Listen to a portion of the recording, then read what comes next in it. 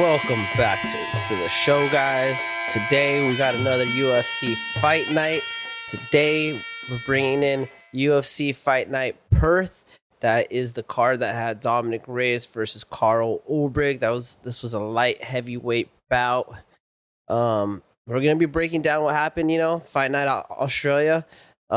This card brought some serious action, man. Honestly, it was a little the card kind of seemed a little underwhelming, and I know they did bad with ticket sales, but I'm not gonna lie. After I saw the card, I think it was great matchmaking. I think a lot of the fights were exciting, and ultimately, I liked what I saw. We had Dominic Reyes. He's back into the action, back into the fire. He's been trying to bounce back. About a year or so ago, he went through a 3-fight losing streak. A lot of people thought he was chopped. This was coming off of that fight he had with John Jones, where a lot of people thought he won, and his career was on the up and up, and then all of a sudden it's on the down and down. He comes back and he starts getting some dubs again. People start talking about maybe possibly champ contestation. But yeah, he challenges, or I guess Carl Ulberg challenges him. Actually, I don't know who's ranked higher. I forgot. Actually, Carl Ulberg I think is ranked higher. So yeah, he challenges Carl Ulberg. He had that fight. We also had Jake Mathis. He had a great fight against Neil Magny. Very controversial fight. At the end of the first round, Jake Mathis, he had Neil Magny in, I believe was it a triangle choke, I believe? No, it was a guillotine. He had him in a guillotine. I believe it was a guillotine. I can't remember. Or rear naked. Some type of neck choke. It kind of looked like the ref stopped the fight a second before the bell, which he actually did. It looked like Neil Magny, he was giving the thumbs up, and then his hand went limp. And the ref stepped in. He thought that his arm went limp because he passed out. But from what it seemed like, it didn't seem like he went out. It kind of just seemed like he had his arm kind of tucked, giving the thumbs up, and then it kind of seemed like he kind of just let it go to kind of just he was just stuck in this position, couldn't really do much. So I think he wanted to just get as comfortable as he could to try to finish the round out, survive to the next round. He was kind of getting dominated that first round, to be honest. The ref stopped the fight, and then the ref reversed his decision and allowed the fight to continue. And Neil Magny ends up getting the win via Darce choke in the third round. So a lot of controversy with that fight. Jake Matthews, I heard his camp was going to contest this decision, so maybe it'll be a no contest. I don't know. I don't think it should be a no contest. I think Neil Magny won that fight fair and square. Maybe he gets the rematch. Who knows? But yeah, like I said, the UFC, they had a hard time selling tickets. Allegedly half the stadium was empty about 2 or 3 days before the event, which is kind of unheard of in the UFC. They do a pretty good job with ticket sales for the most part. I'm hearing a lot of different things. Some people were saying, some Australians, they were saying that the problem was they were having it on the same day that the AFL was happening. I don't know what the AFL is. Let's look up at the AFL. I don't know what the AFL is, man. What is it, like a football team or some shit? Football. AFL, dude, there's fireworks. When I googled this, a bunch of fireworks popped up. I guess it's really big out there because even Google recognizes how big it is. But yeah, the AFL, it is a Australian Football League or American Football League. The Australian Football League, established in 1896, is the top professional competition for Australian rules football, also known as footy or Aussie rules. The indigenous sport combines elements from various sports and has been played for over 150 years. The American Football League was a rebel league that challenged the NFL in the 1960s. Wow, that's interesting. So yeah, I guess it's really big. So I guess it's the UFC it's almost like the UFC trying to compete with the NFL. It's probably not going to happen. I mean, the UFC is pretty big, but they're not NFL big, at least not yet. But anyways, so a lot of people were saying they had the card on the same day the AFL was on, so that hurt a lot of ticket sales. Most Aussies wanted to see the AFL. The other issue was a lot of people had a problem with the lackluster card, myself included. When I was looking at the card, I was like, it's a fight night. They don't really do a lot in Australia, fights at all. Volk is pretty much the biggest draw out there. But yeah, they had a fight night. Reyes is cool, but the rest of the card, I didn't really know a lot. It's not that I didn't really know him. It's just was if I'm paying $500 a ticket, it's probably going to be a pass, So you got the cost of the ticket, you got the AFL that's going on, and then you got the lackluster card that people, at least how most people felt, So I guess that all led up to, the UFC not being able to sell as much tickets as they usually do. I mean, it looked pretty full still, but it was a small arena, I'm not going to lie. So with that being said, let's get this started. Welcome back to the show, guys. Cannabis and Combat Sports, The Mo Show, California Sober Podcast, MMA and marijuana, aka whatever you want to call it, dog. I'm just here. I'm just talking, man. I'm just wasting everyone's time, like I said before. The first bout I want to talk about, I'm not going to, obviously, I don't talk about all the bouts because I try to keep this under 30 minutes. It's so hard because I have so much to say about these fights, but 30 minutes or less, is what we try to shoot for. We aim for 30 minutes or less, guys. I also want to add that I'm going to try to start doing the ONE FC bouts, their Friday fight night cards. It's a lot of Muay Thai stuff. I like it. I'm going to try to see if I could fit that into the schedule. It's kind of hard though, but we'll figure it out, right? First bout I would like to talk about.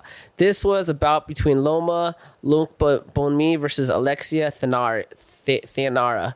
This was a strawweight bout. Very technical striker, right? Loma Lunkbonmi, she's from Thailand. I love watching her fights. She exhibits Muay Thai in an MMA setting. When you watch her fight, she's standing straight up, right? She doesn't have that hunched over look. She's doing a lot of kicks. She usually opens up with kicks and she usually ends with kicks, a lot of body kicks. Very strong clenching, right? When she gets into the clench range, she's using that Thai clench. She's using that she's using that single arm, clench, and she uses it well. Most of the time she's able to adapt like the Thai clench into MMA. She's able to adapt her striking into MMA. It's usually not a problem for her. Very exciting striker. Obviously, she's the Thai fighter, so that's what I'm into. Mo, we like the Muay Thai. She is fighting Alexa Theanara. Alexa, she is a savage. She was unranked coming into this fight. Lunkbonmi, she was ranked number 14. Alexia was unranked, but she was on a pretty, I think a 10-fight win streak. Her style is a little bit different. She's more of a grappler. I think most of her fights have gone by submission or ground and pound from what I'm understanding. It was, just a classic fight of striking versus grappling, where am I at here? Like I said, Loma came in, she's got that Muay Thai pedigree. Her thought process for this fight was to try to work the clench, elbows and knees. I think she wanted to try to work some sweeps. Alexia, on the other hand, she showed up, man. She had her strong grappling. She was scrappy. I mean, this was a good fight for Alexa. I was actually surprised for Alexa because I didn't expect her striking to be that good. And albeit, I don't really know this fighter too much. When I saw this card, I really just looked at Lunkbonmi. But yeah, Alexa surprised me, man. Her striking was not bad, and her grappling was a handful for Lunkbonmi, man. Honestly, Lunkbonmi couldn't figure out how to get her off. As soon as she got that body lock, it kind of was like just a matter of time until she took her down or was able to land some significant strikes. It was just the classic fight of the grappler versus the striker, except for the grappler actually knew how to fight. You know what I'm saying? I know in the first round, Lunkbonmi, she was trying to press a lot. She was pressing forward more. She was using a lot of good kicks. I think she almost landed a head kick in that first round, or she did land a head kick in that first round.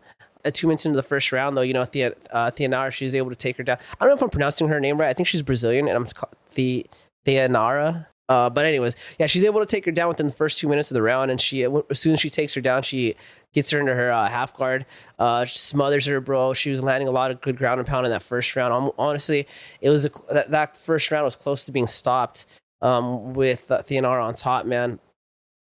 But yeah, she's very dominant on the grappling, man. The one thing that I noticed a lot about Theanara was her takedowns. When she went for takedowns, she didn't really do the traditional single leg, double leg takedown, and shoot. It was more of working off the clench, right? So it would be from a body lock, or she'd catch a leg, and the way she would drag Lunkbonmi down was she didn't really shoot. It was more like she would kind of twist and turn in different directions and try to pull her leg or her hip down, and she'd try it one way, didn't get it, and then she'd switch it the other way. Especially with Lunkbonmi, she a lot of the things that a lot of her defense for the body lock is she would kind of use her knee, she would kind of use her knee shield, one knee shield, and then with the other leg kind of plotted on the ground to try to help her balance up, And this was kind of playing into Theanara's takedown game, because as soon as that leg would go up, she would just kind of grab it and then drag it in a different direction. Honestly, I think for that fight, Theanara, her angles really were one of the biggest tools she had in this fight, and the way she was able to set her takedowns up with her angles, it really exposed a little bit of a lot of Lunkbonmi's holes in her game. And her striking, bro, she was not scared to stand and strike with Lunkbonmi, man.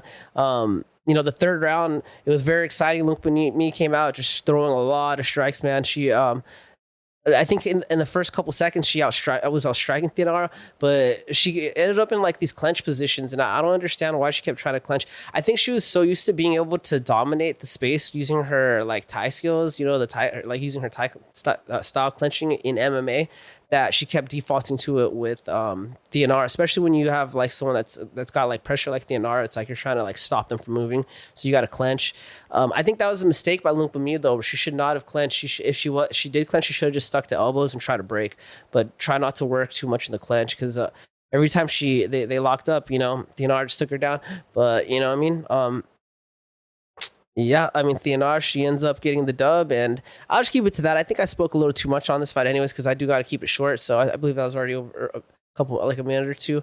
But I just wanted to mention it because I like Luke Me a lot. I've seen her; she's very aggressive. She reminds me of a Stamp. I remember her last loss. She took it so hard, man. She was posting. I follow her on IG. She was posting how disappointed she was, and she's just a cool person, man. I like her style and stuff, and I just like her personality. So I thought I'd throw that in the mix. This next bout I want to talk about: Brando Pure Kick versus Alicia Ellison. Ellison. Yes, Alicia is a man. He's not a woman fighting in a man's division. He is yeah. Let me pull these stats up real quick.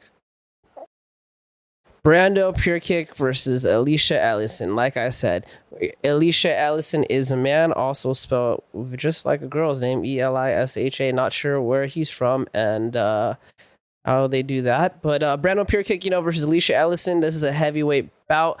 Brando Pure Kick, he's coming in. He's got a 4-1-0 record. That's 4 wins, 1 loss, 0 draws, with 3 TKOs and 1 sub. Ellison, he's coming in with the MMA record of 5-1-0. 4 TKOs and 1 sub. It's pretty close. Yeah, honestly, like for matchmaking, it's a pretty close. The stats are pretty similar, right? But anyways, it was both these guys' UFC debut, so I knew this was going to be a good fight. Usually you have 2 guys that are coming in. They're going to try to make a statement.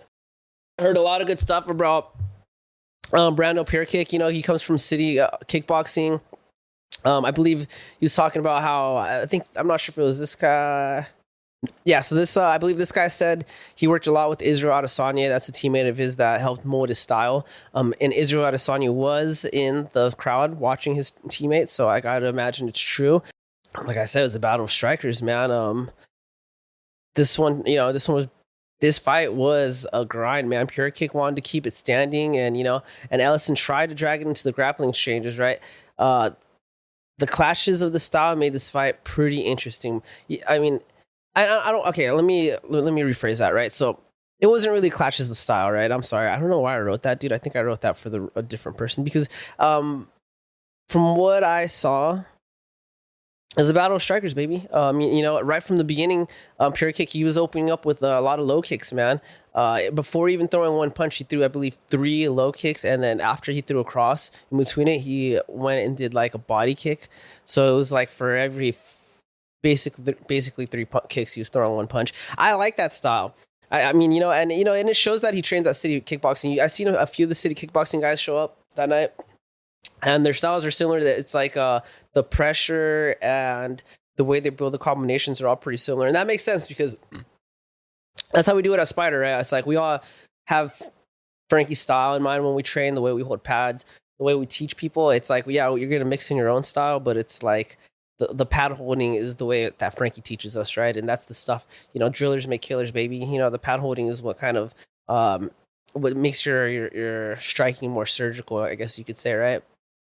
Pure Kick, he was doing a good job. He was staying on the outside hard kicks.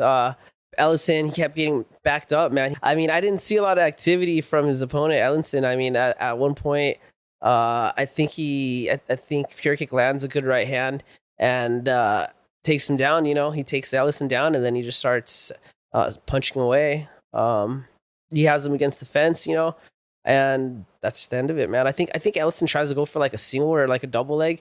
Pure Kick defends, and Ellison ends up pulling guard.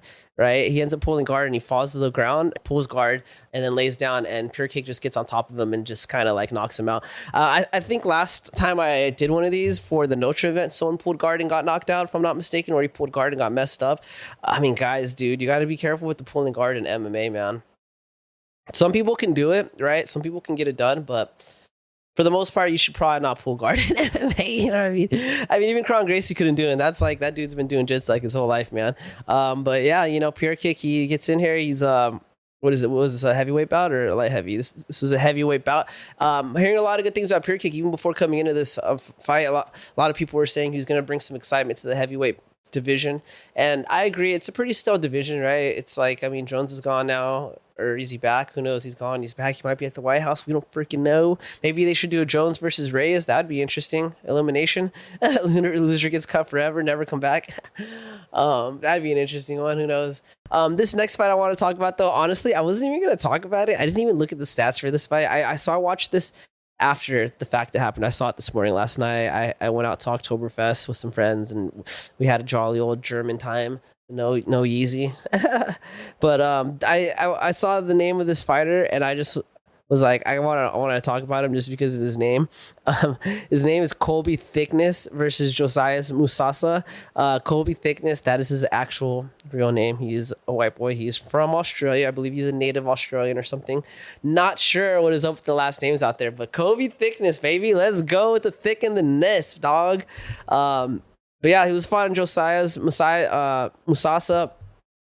I mean, dude, that was a fire card, bro. Honestly, I mean, Thickness, he came out aggressive, man. He tried to overwhelm Musasa pretty early on, and like he couldn't, dude. He tried in like the first couple of seconds, and Musasa just literally like within like the first couple of seconds was like, nope, pushed him against the back ropes. I pushed him against the end of the back of the cage. See, I mean, like, here's the thing, like, so Kobe. Let me start with the stats, right? Kobe Thickness. This was a bantamweight bout. Thickness was coming in. He's got a 7-1-0 record, right? And that's 2 KOs, 2 subs, right? And Musasa, he was coming in with the 8-1 record, 7 KOs, only KOs. I don't think I got any subs. And there everything else, and like there was okay. And then here, height, right? I mean, let's talk about reach, right? So Colby was 5'7" with a 69-inch reach advantage. A disadvantage, I mean, and Musasa's was 5'8" with a 74-inch reach advantage, right? So they were height-wise, they weren't too far off, but wingspan, there was kind of a gap there, is a couple inches. So that was kind of interesting. Kobe Thickness, after I clicked his name, after I saw his actual what he looked like and him. I do remember I saw him in the past. He's a guy who trains with Volk. He talks about it a lot. I remember in his past fights, his cardio was something that stood out to me. He was able to.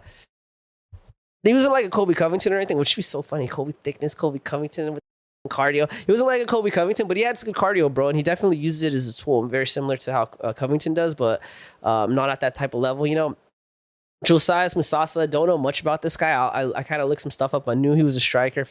Phenomenal striking. I mean, like right when that bell rang for the first round, Thickness tried to establish his dominance, but it didn't go too good. I mean, honestly, Musasa's was just too technical with the striking. He was throwing good hand combinations. He was fast and strong, dude, and he had good combinations. Honestly, like Thickness just didn't seem like he had an answer for the striking.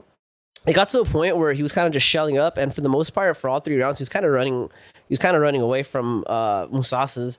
He was able to get Musasa's down on a few occasions, and when he was able to get him down, he dominated. That first round, Musasa's was applying crazy pressure. He was just stalking him. Every time he hit him hard, Thickness would run away, Eventually, like, Thickness was able to land like a body lock, and after he just was once he got that body lock in the first round, he got it and he didn't want to let it go, and he eventually got the takedown and he landed in full mount, which he did on more than one occasion. That's a technique that it looked like he was working on, right? He would get the underhooks, go for the sweep. I guess I don't remember if it was a sweep or like a hip toss. I can't remember, but it would start off with like the double underhooks, right? And when he would take him down, he would kind of slide into mount. And it worked. It worked really, really well. Honestly, when it landed, at the end of the first round, Thickness was able to get Musasa's down, and he basically pummeled Musasa's. He beat the crap out of him. Musasa's face got all swollen. I mean, Musasa's was doing work on the striking, and it looked like he was gonna the trajectory of the fight was gonna go in his favor until he got taken down. He couldn't really do much, honestly, and the round ended with Thickness on top, and basically just, ground and pounds, if I'm not mistaken. But the second round, things took a turn. Mousasas did a lot better job at defending the takedowns. Whatever his corner told him freaking worked. He came out there, was landing his hard ass strikes, dude. I'm telling you, he hits so hard and he's so fluid with the striking, dude. And anytime Thickness would try to clinch up with him, he was able to throw the double underhooks or kind of move out of the way. He did a much better job in the second round. Thickness just seemed like he knew he couldn't stand and bang with him, and so he would just try to get him against the cage or try to grapple. But the second round, Mousasas was kind of like more smarter to it, and so he was doing a good job at angling out and, like I said, fighting the underhooks. Something he didn't fight the underhooks at all in the first round, from what I remember. Third round, Mousasas gets hit with a hard ass nut shot, dude. It looked like Thickness threw like a low kick or a body kick. I can't remember. Right when Musasu switched stances, and when he switched stances, they went just straight up to his dick. The dude took a hard knee. I believe he took all of the 5 minutes, and he even asked the ref if he could pee. Which the ref was like, "No, you can't pee, bro. If you can't continue, then you can't continue." But he took the 5 minutes. I kind of felt like that was a hard hit to the grind, and it was at such an important round, right? Because I gave the first round to Thickness, I give the second round to Mousasas, so I feel like it's whoever wins this third round was going to determine the winner, right? I think in a case like that, you might have to. I think I would have deducted a point just because I was like, this is too much of an important round, Thickness ends up going for a takedown. He doesn't get it, right? Mousasas defends, and that's kind of how it was the second round. Every takedown that Thickness went for, Mousasas was able to defend. He defends it, but then instead of just giving up, a Thickness switches. I can't remember what he went for. Let me see if I wrote it down. He shoots for a takedown. It gets stuffed, and then Thickness just immediately goes for a second takedown, and Mousasas just isn't able to stop the second one. And that's what you got to do in for a lot of these exchanges when you can't get your opponent down. You got to go for a double or triple take. It's like trying to knock someone out. You know what I mean? It's not about one or two punches, right? It's the third punch that knocks them out, or the fourth, or it's like a buildup of punches. You know what I'm saying? Same thing with the takedown, but Thickness gets Mousasas down. For the most part, Mousasas is able to defend a lot of the damage. He does get hit with a couple, but nothing too serious. But yeah, I mean, the fight ends with a Thickness on top. The judges gave it to Thickness. I didn't agree with that. I didn't agree with that bout or with that decision. I think that Mousasa did enough. Did I say Mousasas? Musasa, sorry, with just one A. I think Mousasa did enough the second round. He obviously got the second round. I think he did more damage in the third round. Plus, you got to take into account the nut strike. But I think even Thickness he took him down in the last 2 minutes, right? So that's 3 minutes, I believe. That was on the feet, which Mousasa was dominating, right? So Thickness got on top, and he ends the round on top. He landed some good strikes, but mostly I think a lot of the points came from him just ending on top.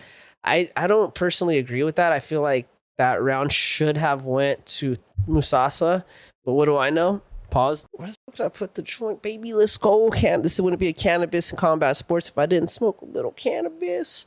So I got some iced coffee on the side right here. I'm trying to level myself out, right? Because the weed makes me talk slow and chill, And so I'm trying to get the coffee to try to get me talkative and not slowed down and chill.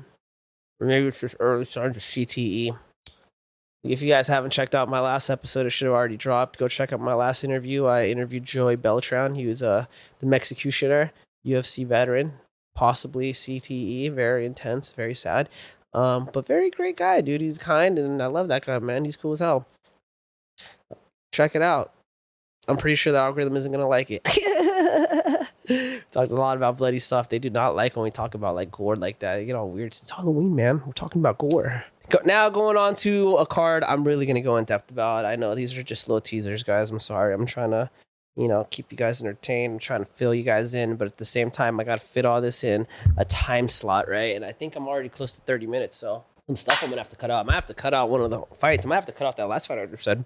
But Neil Magny versus Jake Matthews, man. Neil Magny, he's a hometown favorite, right? He's been fighting in the UFC for a long time now. I think something like 10 years or more, maybe even more than 10 years. Okay, so I know he was a ranked fighter for 10 years, right? So he probably has been fighting for 12 in the UFC for 12 years or 15 years, who knows? But yeah, he was. That was a stat they did shoot off, that he was a ranked fighter for 10 consecutive years at one point, right? Jake Mathis, man, he's no slouch. He's all around great fighter. Is Jake Mathis from City Kickboxing as well? I'm not sure. But Jake Matthews all around, he's a very well-rounded fighter. His striking stands out quite a bit, though. A lot of these Australian guys have good striking, I noticed. I don't know what's up with that, man. They like to bang it out in Australia. We like that, dude. But yeah, this was the most controversial fight of the night. Should I get to the controversy? I'll get to the controversy. In round one, right?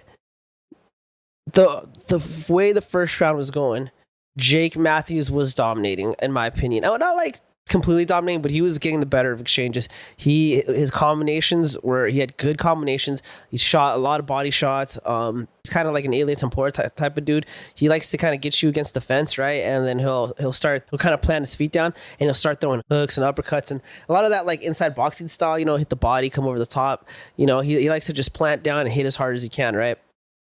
Neil Magny is a different type of striker. He kind of likes to move around a lot, and when he does strike, he's generally moving forward on his strike. So he'll like kind of lunge forward off a 1-2, and a lot of his shots are just off that lunge forward. Lunge forward and a hook, or cut an angle hook, whatever. Jake Matthews is different animal. He, like I said, he likes to get planted, kind of just stand in front of you and bang. Vanderlei Silva-esque, like I said, Alien Tempora-esque. So it's gonna be a good fight. I had Neil Magny ahead. I thought he was gonna. I thought he was not ahead. I thought he was gonna win the fight.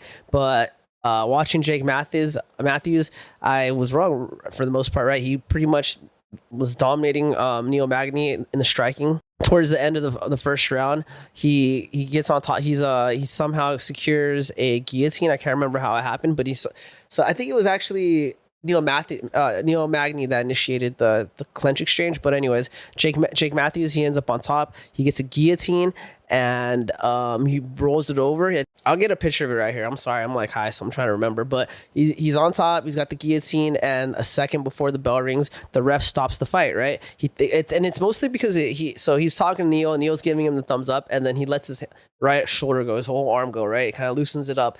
I think to the ref, he thought that it was that he went out, and so he stops the fight. And then the bell rings. The second he stops the fight, like literally 1 second after he stops the fight, the bell rings. Right? Neil gets up and he's like, "What the?" Contested it immediately, right? It does not look like, in my opinion, from the camera angle I saw, it didn't look like Neil Magny went out. It looked like the ref did a bad job at calling. And I understand, especially when you got a choke like that, you want to make sure the dude is getting oxygen to his brain. You don't want to cut off the circulation for too long, right? You don't want him to be a vegetable and have that on your, have that on your conscience, right? I get it, but you got to make sure, man. You got to check. You shake him up. If he moves back, then he's good or something, bro, right? Referee called the fight. Fight was over. Then he basically reversed it. I mean, the ref basically said, "My bad, my mistake. We're going to round two." At the time, Jake Matthews did not look like he cared. He just was like, "All right, I just dominated him in the first round. I'm going to dominate him in the second round again." And he went into that second round, and it was the same thing. Like I said, he did dominate that second round. He was coming forward a lot. It just seemed like Neil Magny couldn't get his footing. Let me get these stats too, by the way. I forgot to get the stats. I'll probably have to cut this out and move it to the front. But Neil Magny versus Jake Matthews. This is a welterweight fight. Magny's coming in. He's got a 30-14-0 record, 9 KOs, 5 subs. Matthews, he's got a 22-7-0 record, 6 KO, 8 subs. I mean, the difference in the reach is pretty noticeable, right? Matthews, he's 5'11" with a 73-inch reach. Magny is 6'3" with an 80-inch reach advantage. So it's what was that, like 7 inches or something? Yeah, or 6 inches? Does 6 inches matter, baby? It was noticeable how the height difference was noticeable, right? And like I said, and especially the way that Magny fights is where he likes to launch forward and punch. Is like he likes to move around a lot, and I feel like it's gonna be a disadvantage for Matthews, but I ate my words. Like I said, Matthews' striking was crisp, bro. Very like kickboxing, Muay Thai, coming forward. Good combinations, dude. Beautiful combinations. But yeah, in the second round, Matthews, at some point early on in the fight, Matthews lands right at the beginning of the fight, Matthews lands a hard jab, and it sends Magny, flying back into the cage. And then he follows it with a hard body shot, and he's just landing some good body shots, and he's loading up so hard too. Every time he swings, he's just loading up and striking and hitting, bam. And then there's like kind of like So there's like a scramble, and while Magny defends the rear naked, there's like a scramble. Matthews scrambles with them, rolls with it. He basically ends up on top. He's got him in a triangle, and he's punching him in the face. He's trying to sink the triangle. He tries to switch it over to like an arm bar. I think it's like I don't even know what to call it. Triangle armbar. I don't know. But he's just dominating him on the ground, dude. And he doesn't get the submission or anything, but Magny's able to survive, right? And he minimizes the strikes, right? But he just, that's all he's doing is surviving, right? Third round, like I said, same thing starts. I mean, at this point, Magny knows he's down in the cards. He's experienced, right? He's got like 30-something fights or 30-something wins, probably 40 fights total in the UFC. Magny just starts throwing everything at Matthews, man. Magny knows he's down 2 rounds. He's just trying to do what he can to get that dub. Honestly, the changeup was pretty impressive, dude. The way that Neil Magny was able to flip the switch, it's like he knew he was losing and he knew he was getting dominated, but it didn't bother him. He came into that third round still like confident. I mean, was confident the word I want to say? He came into that third round with a game plan, right? And I guess he was confident in his own abilities. Yeah, Magny went into that third round and he knew what he had to do. To him, he just was checking into the office. It's like sometimes you show up late, baby, but you still got to put in 100% effort and you know what the fuck to do, right? And that's basically what Magny did. Is he went in, he knew what the fuck to do. He throwing a lot of strikes, bro. He was overwhelmed Matthews with the strikes. He ends up getting him against the cage. And honestly, that's where Neil Magny does his best work, is his clench work. He wasn't able to get that off because every time he would try to clench, Matthews was able to bring him down. But this third round, he kind of came in with the fire. He gets Matthews against the cage, and let me see. I think I wrote some stuff down. He gets him against the cage, and he's landing some good strikes. And dude, yeah, he's throwing like knees and short punches, man. He was getting Matthews pretty good. But Magny goes for a takedown. I don't know why. Every time he goes for a takedown, freaking Matthews was able to reverse it. Magny goes for a takedown, and just like that, Matthews puts him in the guillotine, and again stops the takedown, has him in the guillotine. Magny ends up spinning out of it, right, and he gets back to his feet. Right, and then he puts Matthews against the fence, starts landing knees, hooks, right? He's chasing Matthews. Every time Matthew tries to move, he's just not letting him go. Magny is able to get him on the ground, and Magny ends up putting him in a Darce choke, right? And he submits him, man. Neil Magny ends up submitting Jake Matthews in the third round. I believe there's a minute left on the clock, if I'm not mistaken, or less. And he submits him, bro. He comes back. A lot of people were booing the shit out of Neil Magny. They felt like he was taken out in that first round. I don't know. I don't agree with that, dude. I think the ref messed up, dude. It really looked like I don't know. I wasn't there, right? So maybe the ref saw something that we didn't see. Maybe Neil Magny really did go out, and then he came to like the second that Jake Matthews let him go. I think really we got to see another camera angle. So from what I heard, Jake Matthews' team is going to contest this fight. So I'm sure more evidence will be submitted, and like they'll have a better look at things, hopefully better camera angles. I'm sure the UFC is going to provide those, right? And we'll see. Maybe it'll be a no contest. Maybe we get a rematch. I'd be down to watch a rematch, dude. I don't know. I think there's a rematch though, and dude, Neil Magny, he pulled that trick out of his hat, right? He pulled that magic trick out of his hat, but that came because of experience, right? He came into that third round. He was even though he was physically broken, mentally he wasn't broken, right? That Darce choke is something that he's landed before, right? He's got long arms. He's able to land that Darce choke where others can't, So it's kind of like a bread and butter to him. I don't know if you can do that again, right? I mean, I don't know. Those are great things to have in your repertoire, But it looked like Jake Matthews just was all around able to just like, he just had more tools available to win, even though he didn't win. Doesn't always go down, right? But I mean, whatever, bro. We'll see what happens. And this next fight, we got Tom Nolan versus Charlie Campbell. This was a lightweight bout. Nolan was coming in with the 9-1-0 record, 5 KO. Campbell was coming in with the 9-2-0 record with 6 KO right off the bat. You know what we're dealing with. We got some mother effing strikers. You know what's going to happen is some mother effing fireworks. And that's what happened, man. I mean, Tom Nolan versus Charlie Campbell, that delivered all the fireworks we needed, baby. Nolan came out swinging. Campbell fired back and was ready to return. The momentum was going back and forth. I mean, this is just one of those fights where every exchange, like it's the crowd at the edge of their seats type. It was a good fight. First round was a banger fight. Like I said, bells ring. Guys I literally put these notes. Banger fight. I should proofread this and then make it sound better. Maybe run it through ChatGPT. Make this sound more professional, ChatGPT. I actually just recently used ChatGPT to make SOP for my work. Side note, it came out so good. I'm so glad I thought about that. But anyways, banger card, right when the bell rang, these guys were just put each other's fists in each other's faces. Man, Campbell was pushing the pace. He's a more aggressive fighter. He sat Nolan down 2 times, bro. From what I remember. He sat Nolan down 2 times, and he let Nolan get back up both times, which I think might have been a mistake, right? He could have gone on top and did some ground and pound, but I guess he felt more confident in the striking department. I don't think he should have felt that confident. I think he was landing barely the better exchanges, but I don't think it was that much that crazy, But his hands were crazy. He seemed to be the stronger puncher. His right hand would land, and sometimes it would drop. Was it Nolan was his name, right? Yeah, Nolan. But Nolan was right there, bro, honestly. And exchange Campbell gets dropped. Yeah, I can't remember what Campbell got dropped. I think it was like an elbow or something. Nolan ends up taking his back and goes straight for the rear naked choke. Campbell taps, bro. Literally first round banger. And, good on for Campbell because he was recognizing like the striking exchanges weren't going to. He could have he might have been able to win the striking exchange, but he was like, let me try this grappling exchange real quick. Let me try grappling. Let me try the takedowns, the submissions. Let's see if I can get him with one of these a little bit easier. And he did. It's MMA, baby. I like the striking, but man, it's MMA. I like grappling when it's like stuff like that. You know what I'm saying? Pause. I don't like the grappling when all you're doing is like laying on top of each other, wasting time. That was a good fight. Was that fight of the night? Didn't get performance of the night? Didn't write if they did, but yeah, good fight. Check it out. Absolute banger. First round finish. Jimmy Crute versus Ivan Earlson. Man, I skipped Jenkins. I skipped Jenkins. I wanted to talk about this fight because I liked how this fight went down. Jack Jenkins. I'm sorry. I skipped the Jack Jenkins fight. How could I do that, man? Jack Jenkins is a gangster. Freaking Australia's one and only. Love Jack Jenkins. This next fight I want to talk about is Jack Jenkins versus Raymond Tavares. Let me tell you about this fight, man. Jack Jenkins is a goddamn gangster. I've seen him fight in the past. I remember this guy.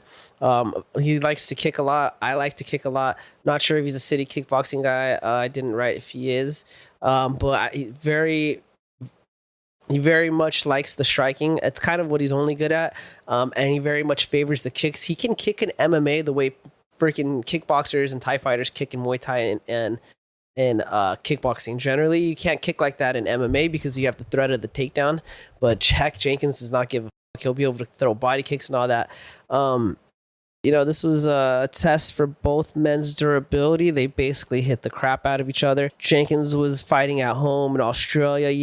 He seemed to push the pace more, and he looked a lot more sharper than Tavares, at least in the first round. That second round, though, Tavares was able to pick things up. It seemed like he was kind of frozen at first, but I think after the second round is when he kind of came alive. Maybe that's just how he fights. I don't know. I don't remember much about Tavares. First round, man, right off the bat, Jack's throwing crazy kicks, bro. Some hard kicks.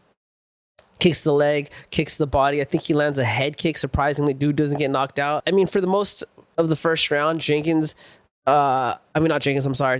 was kind of like glued I think he was a southpaw, so he glued his left hand to his ribs, man. He just was scared of getting that body kick across his body and sending him down. And I think that kind of like was messing with him because he wasn't able to like really set up combinations, and he's kind of more focused on defending. Second round, though, Tavares, he kind of like came alive. He was able to apply more pressure. Jenkins does a good job at like coming in and kicking you and stuff, and then he'll fade backwards. And so a lot of the times he'll like dart, he'll jump in, kick you, and then jump back out, right? And then when you jump out to chase him, he'll kick you again and jump back out. So it's kind of a lot of people do this that are like primarily kickers just because you need that space to kick. So it's like you got to either move yourself out the way by moving backwards or cutting an angle and then allowing yourself to kick. Obviously moving backwards is better because it allows you to have full rotation of your hip when you do kick versus cutting an angle. Depending on which angle you cut, it's like you're going to be limited to which kick you can throw. Otherwise you're going to be cut off, and the swing is going to be cut off. It's not going to be as powerful as a strike, So you got to either move backwards to the side, or you can, set up teeps or jabs to kind of give you that space. He does a good job at doing it, right? And Tavares was falling into that game of like kind of like coming in, getting kicked, and moving around and getting kicked. The second round, Tavares kind of did a better job at saying he just kept coming forward and just started using a lot more boxing. And that's honestly what you got to do against the kicker is you want to step forward and try to not give him the ability to kick. Don't give him the space, and try to flood them with punches. Problem with that is Jenkins is he's not so bad with his hands either, and he has some strong knees. A lot of times when people stuff him, he'll just clench and throw a strong knee or two. But yeah, the second round, Tavares was having a lot better of a job, moving around and using his punches. Honestly, Jenkins, you just did a good job with his striking though. He was mixing stuff up good. He was moving around good. Third round, man, Jenkins starts grappling, right? He gets a body lock and takes Tavares down, and he lands in his half guard, and he basically just stays in his guard, and he kind of like the whole fight, I think, just basically stayed on his back, and he couldn't really get the submission or too many ground and pounds, but I get it, right? You have a fight like that. It was a close fight. Jenkins probably got first round, in my opinion. Tavares might have possibly gotten second round. I think for Jenkins, he was like, I got to take him down and make sure I get that third round. When you're at this level, right, one loss can derail your career, right? You can take one loss, and then the next thing you know, you have to fight like, 2-3 guys that are ranked below you, or just 2-3 guys that aren't helping you get closer to, that title shot. But it is what it is, man. That's the sport of MMA, and especially with how stacked the divisions are getting, how big it's getting. You got to fight smart, right? And obviously, I would have loved to see him bang it out, man. I literally put that in my notes. Jenkins gets the dub, bro. Jenkins, I like his style. Jack Jenkins with the dub. Jack the Kickster. Love it. This is going to probably be a little bit longer than 30 minutes or so, but I do apologize. Dominic Reyes, man. He did not have the respect he needed for a while, He fought John Jones. It was a very close fight. In my opinion, I thought he won that fight. I got to rewatch it. Let me rewatch that, and I'll maybe do a segment on that. Let me know in the comments if you guys want me to do a fight review. Dominic Reyes versus John Jones. I thought he did enough, and unfortunately, after he lost that fight to John Jones, it's like the trajectory of his career. Like, he had some ups and downs, and then recently had a lot of downs. But Dominic Reyes was so sharp in that fight with John Jones, dude. John Jones was like dominating everyone, dude. And here Reyes was, man. This is up and comer, dude, not backing off. I remember the elbows. He landed a lot of good elbows in that fight, something that John Jones is usually known for, and he was able to stop the grappling exchanges. He was that guy for a while, and then, things happen, you fall off. Sometimes you lose once, and then it just kind of sends you on a spiral. And mental health is not to be played with, man. You got to understand, these fighters are people too. We have our good and we have our bad days. Clocking into a bad day in the office, it does travel for your mental, right? It does, right? But yeah, so Carlos Ulberg versus Dominic Reyes. This is this was a heavyweight bout. Ulberg had coming in at a 13-1-0 MMA record, 8 KOs, 1 subs. Reyes 15-4-0, 10 KOs, 2 subs, right? Everything was identical, like almost on the dot, right? In terms of height, weight, age, even I think they're just 1 year apart. Dominic Reyes had some crazy fights, man. He has a lot of skills. That guy has. Very, very. He likes to push the pressure. He's an exciting fighter. He's a dynamic strike. He was forward a lot. Didn't see any of that tonight. When he fought Ulberg, he was backing up the whole fight. Ulberg took the center immediately, and you could see Reyes kind of dancing around the outside, trying to establish his range. Couldn't really touch Ulberg, bro. Anytime he would throw a random kick. That's the one thing too, is he was opening up with a lot of head kicks, which I don't get why. It's like you're establishing your range. Maybe let's not go for the head kick immediately. Let's throw some low kicks, throw some teeps to the body, throw some jabs. Use your long tools to try to figure stuff out. Just touch him, right? Inside kicks, calf kicks. Ulberg was really good at sliding in and out. He had his range control was phenomenal. His ability to touch Reyes without letting Reyes touch him was just second to none that night. He looked comfortable. Right when the fight started, he looked very comfortable, silky smooth, He looked like he won the fight before the fight even started, you know what I'm saying? Yeah, Reyes just couldn't find his timing, But eventually, Ulberg, he, in the first round, he ends up landing a 1-2. He KOs Reyes and if I remember correctly, I think he faked him out. I think he kind of went in and then pulled back. And then when he pulled back, Reyes came in, and then Reyes popped in with that 1-2. So it's kind of like a fake and then like a fadeaway kind of 1-2, bam, bam, KOs, Reyes, done, bro. I mean, literally off that 1-2 drops, he might have gotten a ground or two extra. It was fast, bro. I was kind of like, damn, this is the main event. Honestly, like I said, that fight, it looked like Ulberg's footwork was the biggest tool that he had. And he got performance of the night, by the way. I don't know how that works. When you get performance of the fight night, do you both get that money or just the guy that won? You let me know in the comments. But Carlos Ulberg, another city kickboxing guy. I'm telling you, dude, these city kickboxing guys are sharp. Obviously, you got Idris Adesanya, Volkanovski. These are two phenomenal strikers from Australia. That's where they call home. They had what's that guy's name? There's a city kickboxing guy. I'm sure he still coaches there. He was one of their fighters. He used to also coach at Tiger Muay Thai. Can't remember his name. He fought Fazeev a long time ago. That was like his last fight. But I'm sure he's still over there to help out with the striking. So phenomenal striking coming out of city kickboxing. Carlos Ulberg, excited to see what the future has for him. Was this a heavyweight bout or a light heavyweight? Oh, light heavyweight. All right, so that's cool. Light heavyweight. They got some stuff. Kind of want to see more people get into heavyweight. I feel like that card's just lacking. Light heavyweight though. That's Carlos Ulberg. His place is there. Is he a ranked fighter? Let me see if he's even a ranked fighter. He should be ranked, right? But that brings his record though to 14-1-0 with 9 KOs. We like the KOs, baby. Keep the KOs coming. I'm gonna try to. I guess I'm just gonna cut that off because I feel like I've been rambling for a minute. I do want to bring up notable. Overall, UFC Fight Night in Perth, man, it delivered what the fans wanted. It had a lot of knockouts. It was technical battles, and and that controversy with Magny kind of makes it a little bit more interesting, right? Ulberg, his rise to the top, I mean, man, dude, it was a pretty good card. I mean, that's it for this breakdown. Let me know in the comments how you feel about Magny's Darce choke win. Do you feel like he should have been DQ'd, or do you feel like since the ref already called it should have gone to Jake Matthews? I don't know. It's tough because you're right. Like, you tell someone they won, it's like they freaking won, right? And if the ref messed up, I guess the ref messed up, and then maybe the right channels is for Magny to contest it. Then they overturn it, make it a no contest, and they can do a rematch, maybe, right? And then they fire that ref. I guess that would be that way of handling it. Or I guess the other way would be the ref just saying, my bad, I messed up, let's continue the fight, right? It was 1 second. The stoppage, I guess, wouldn't have determined, it wasn't like it was going to affect the next going into the round other than the mental space, right? It didn't look like Jake Matthews cared that it went on to the next round. He was dominating the second round too.